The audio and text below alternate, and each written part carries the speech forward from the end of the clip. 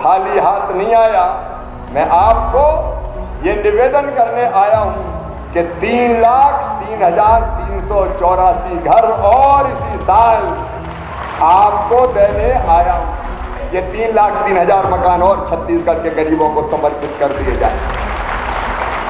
अब फिर से नए मकानों का सर्वे चालू कर रहे हैं। फिर से सर्वे जो रह गया है उनका सर्वे होना चाहिए ना।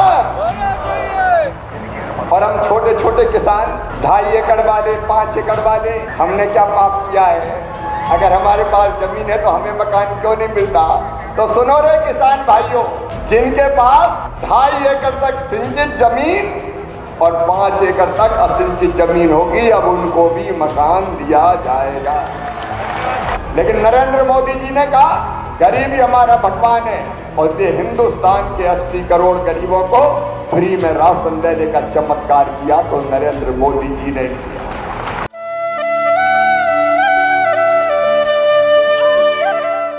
विश्व के नेता प्रधानमंत्री नरेंद्र मोदी जी जब आए तो उन्होंने आपको वचन दिया था कि छत्तीसगढ़ की गरीब जनता को आवास का अधिकार देंगे, एक एक मकान सरकार बनाने पर दिया जाएगा।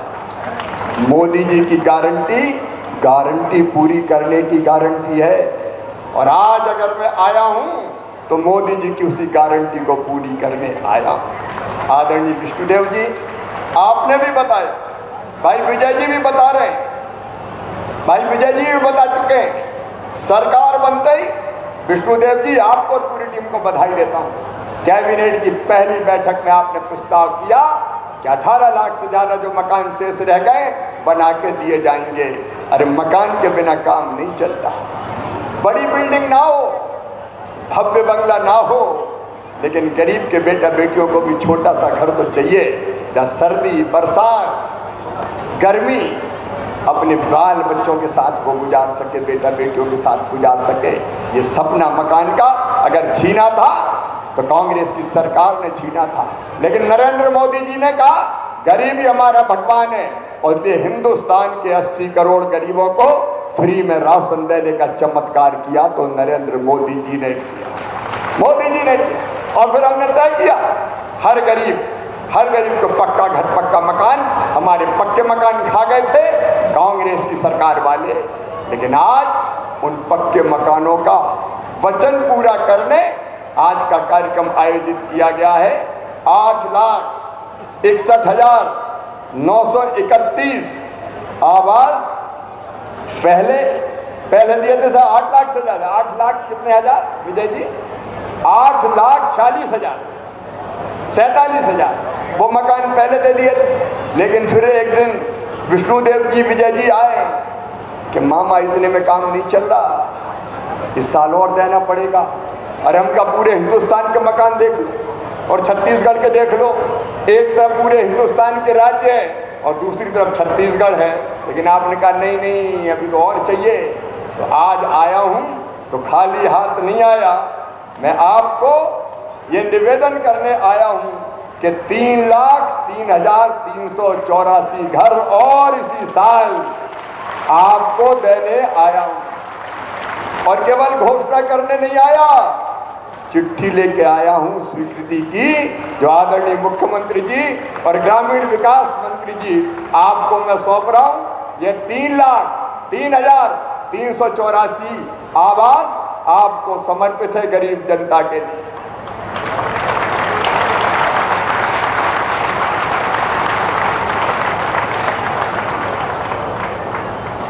लेकिन इतने ही नहीं, अब इतने ही और बचे। 3,03,000 से ज्यादा। तो आज और सुन ले विष्णुदेव जी, मोदी जी की गारंटी पूरी कर रहे हैं। अगला वित्तीय वर्ष शुरू होते ही ये 3,03,000 मकान और छत्तीसगढ़ के गरीबों को समर्पित कर दिए जाए। एक भी गरीब नहीं छोड़ेंगे जो कच्चे मकान में रहता हो। हर गरीब का पक्का मकान होगा, हर गरीब का पक्का मकान होगा। और एक बात और सुन ले, आवास प्लस की सूची से कई नाम रह गए थे। अरे छूट गए कि नहीं छूट गए कई गरीब अभी? अरे बोलो ना, छूटे कि नहीं? और छूट गए तो ये 18 लाख देने से भी काम नहीं चलने वाला। और मकान चाहिए कि नहीं चाहिए? अरे और जोर से बताओ, चाहिए कि नहीं चाहिए? तो आज सुन लें, मोदी जी के आशीर्वाद से जो मकान अभी छूट गए हैं, पात्र हितग्राही रह गए हैं, और कई बार तो पात्र हो जाते हैं। अब एक बाप के 3 बेटा हो गए, तीनों की शादी हो गई, 3 बहुएं आ गई, तो एक ही मकान में रह सकते हैं क्या? बताओ। तो सबके लिए मकान चाहिए कि नहीं चाहिए? इसलिए तो विष्णुदेव आए, भाजपा की सरकार आई है। अब फिर से नए मकानों का सर्वे चालू कर रहे हैं, फिर से सर्वे। जो रह गए उनका सर्वे होना चाहिए ना, होना चाहिए। तो सर्वे शुरू करवा दो। आपकी टीम चीफ सेक्रेटरी से लेके हमारे ग्रामीण विकास के सब अधिकारी भी बैठे। नया सर्वे चालू 31 मार्च तक पूरा कर लें। और नए सर्वे में भी सुन लो भैया, पिछली बार थोड़ी गड़बड़ हो गई। मुझे बताया मुख्यमंत्री जी ने, विजय जी ने, कि साहब जिसके पास 2 व्हीलर होता है, मतलब मोटरसाइकिल, स्कूटर, उसका नाम ही कट जाता है मकान की सूची से। तो बोले आजकल तो 2 व्हीलर सबके पास है, मजदूर भी मजदूरी करने जाता है तो ठाट से मोटरसाइकिल पे बैठ के ही जाता है। सही बात है कि नहीं? अरे जोर से बोलो ना। तो जाता है तो अब उनके नाम ही कट जाते हैं। और इसलिए अब हमने फैसला किया है कि जिनके पास स्कूटर मोटरसाइकिल होगी, 2 व्हीलर होगा, उनको भी मकान दिया जाएगा, उनको अपात्र घोषित नहीं किया जाएगा। नंबर 1। और नंबर 2, एक अभियान मोदी जी ने चलाया, लखपति दीदी अभियान। और दीदियों, मैं ही उसका मंत्री हूं। लाडली बहना के बाद मेहतारी बंधन आ गई, आपको बहुत बहुत बधाई। लेकिन अब लखपति दीदी भी बनाना है, और लखपति दीदी बनाना तो आमदनी बढ़ाना पड़ेगा कि नहीं? लेकिन आवास की सूची जो बनती है पात्रता की, उसमें तय कर दिया कि जिनकी आमदनी 10,000 से ज्यादा होगी उनको मकान नहीं मिलेगा। तो हम कहा हमारी लखपति दीदी तो रह जाएगी। और जब तय कर दिया कि 10,000 रुपया महीना नहीं, 15,000 रुपया महीना भी आमदनी होगी तो भी उसको मकान दिया जाएगा। ठीक है कि नहीं बताओ? और तीसरी चीज, और कई किसान आए कि कृषि मंत्री भी तुम ही हो, और हम छोटे छोटे किसान 2.5 एकड़ वाले, 5 एकड़ वाले, हमने क्या पाप किया है? अगर हमारे पास जमीन है तो हमें मकान क्यों नहीं मिलता? तो सुनो रे किसान भाइयों, जिनके पास 2.5 एकड़ तक सिंचित जमीन और 5 एकड़ तक असिंचित जमीन होगी, अब उनको भी मकान दिया जाएगा। बोलो देना चाहिए कि नहीं? तो अब सर्वे करा लो भैया। अब देखो सर्वे में कोई छूट नहीं जाए, नहीं हमसे बात में मत कहना भैया। बिल्कुल तैयार है? 11,000 सर्वेयर, मैं इनका मकान इतना ही मांग रहा है, 11,000 चल रहा। सर्वेयर तैयार है तो सर्वेयर तो करेंगे ही, लेकिन कई बार सर्वेयर गड़बड़ कर जाते हैं। कोई छूट गया, किसी को छोड़ दिया, गांव में कहीं लड़ाई झगड़ा हुआ पंचायत का, तो पता चला उस मोहल्ले के लो ही मत। मैं छत्तीसगढ़ की बात नहीं कर रहा, लेकिन कई जगह मेरे पास शिकायत आई। तो इस बार एक फैसला और किया है हमने, अधिकारीगण भी इसको ध्यान से सुन लें। अब मकान का, आवास का जो सर्वे होगा, सर्वेयर तो करेंगे ही, अधिकारी तो करेंगे ही, लेकिन हमने एक ऐप बनाया है, चाहे तो जिनका मकान कच्चा है वो खुद भी सर्वे कर सकते हैं। सेल्फ सर्वे, मतलब खुद ही सर्वे करो। अगर खुद सर्वे करेंगे तो कोई का नाम छूटेगा ही नहीं। और सर्वे कैसे होगा? वो सेल्फ सर्वे, स्व सर्वेक्षण। वो सर्वे ऐसा होगा, उसके लिए आपको जरूरत है आधार नंबर की। हर एक के पास आधार नंबर है? जोर से बोलो, है? तो आपके मोबाइल, आपके पास आधार नंबर है तो आप लॉगिन कर सकेंगे और अपने चेहरे की पहचान के लिए, ऑथेंटिकेशन के लिए उसी मोबाइल से फोटो खींचिए, अपने आप ऐप में डलेगा और फिर ऐप में फॉर्म आएगा। उस फॉर्म में ये कॉलम होंगे कि 15,000 से ज़्यादा आमदनी तो नहीं है, पात्रता की सूची की, आप उसको भर दो। सर्वे की सूची में अपने आप नाम जुड़ जाएगा। आपकी टीम एक बार फिजिकली परीक्षण कर लेगी कि इसमें कोई ने झूठ तो नहीं लिखा, और वो परीक्षण करके उन नामों को स्वीकार कर लिया जाएगा।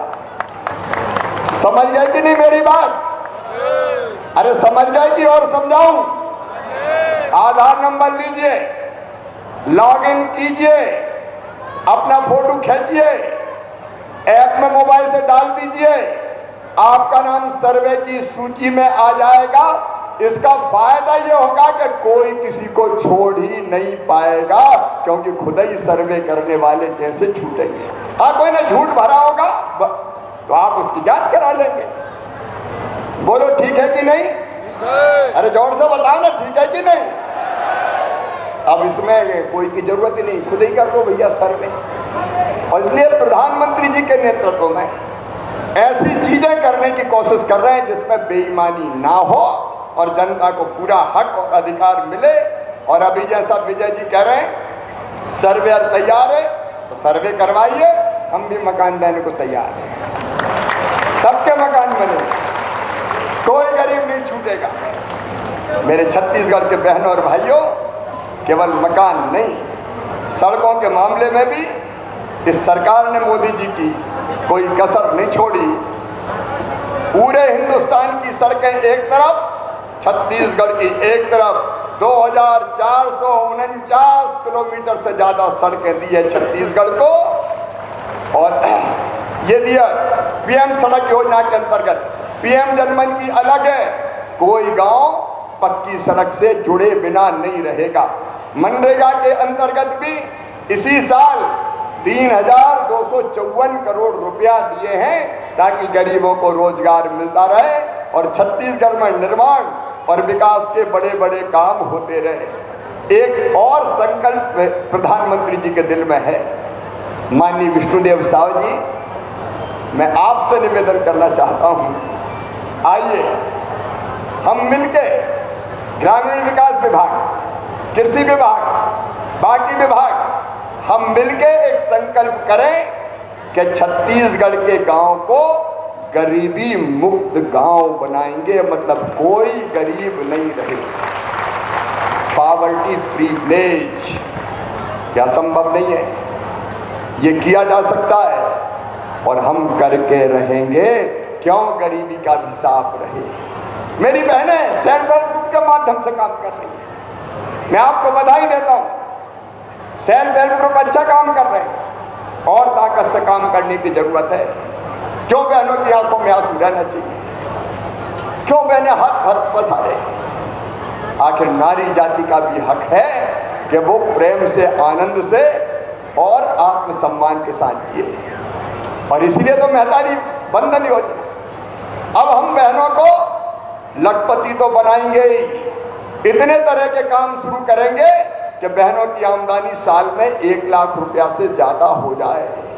लेकिन इसके साथ साथ हमारी कोशिश रहेगी लखपति दीदी के साथ साथ उस गांव में हर योजना का लाभ लेके, जैसे RCT की हमारी योजना है जिसमें हम प्रशिक्षण देते हैं।